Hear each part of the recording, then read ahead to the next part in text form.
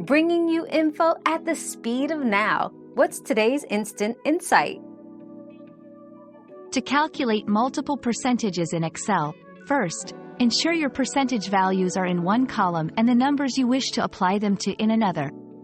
Use the formula equals A1 asterisk B1 in a new cell where A1 contains the number and B1 contains the percentage, formatted as such, e.g., 50% for 0.5. Drag this formula down to apply to other rows.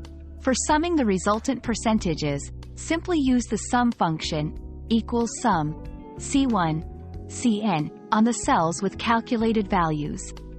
Excel automatically handles the math, simplifying your calculations. Another mystery solved, but many more await. Keep up with our daily discoveries by subscribing and turning on notifications.